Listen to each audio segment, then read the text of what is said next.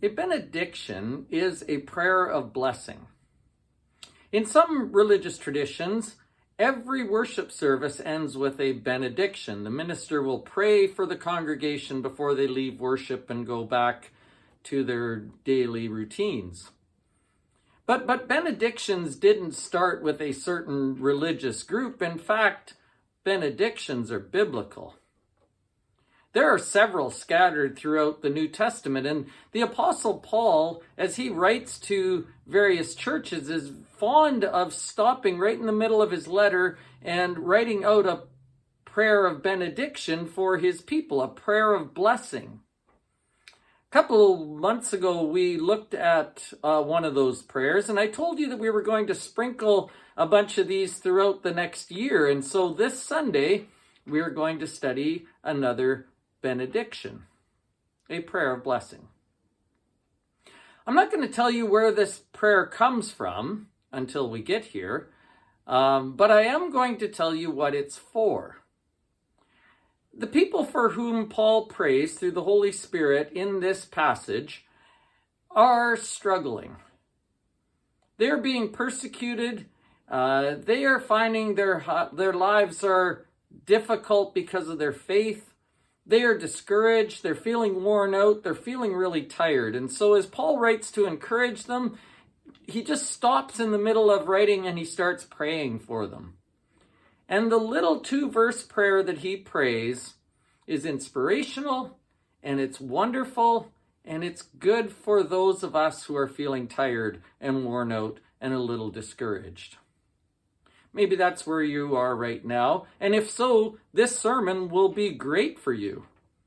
And if you're not feeling that way right now, I guarantee you at some point you will.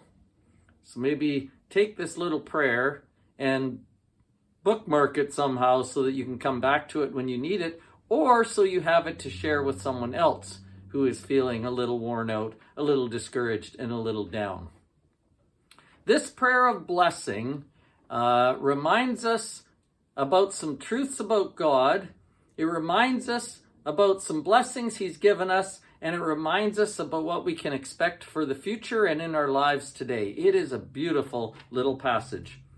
The sermon is called The Blessing of Hope, Finding and Living in One of God's Best Gifts. If you or anyone you know needs some hope, some reason to hope, this week is a good week to come to church. In our Bible study at 10 o'clock, we are in 2 Kings chapter 4. Last week, we just barely got started on that chapter. Chapter 4 is a chapter that shows us Elisha doing a bunch of different miracles. God is working through Elisha and through the people that he is serving.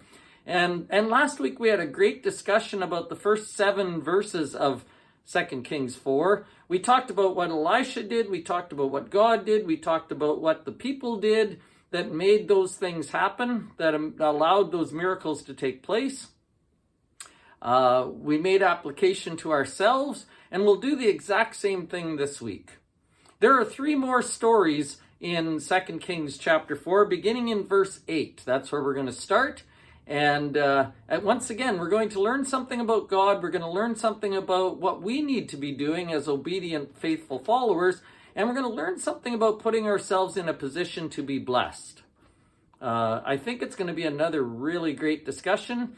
It'll be aided if you go ahead and read ahead so that you know what's coming and you have a little time to think about it as well. So 2 Kings chapter 4, Elisha and the miracles of God. That's where we are. We're starting in verse 8.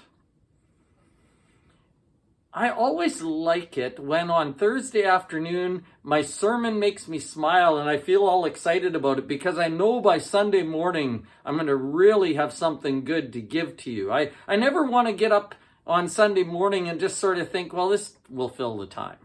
I always want to get up with something that makes me excited, that makes me smile, that makes me think this is really good. Because if it's good for me, I believe it'll be good for you. And this sermon and these lessons this Sunday, I think are excellent. They are what I need to hear. I think it's what many of us need to hear. I think they're going to be so good. Would you pray for this Sunday? And would you plan to be with us? Because I think God is going to give us something good.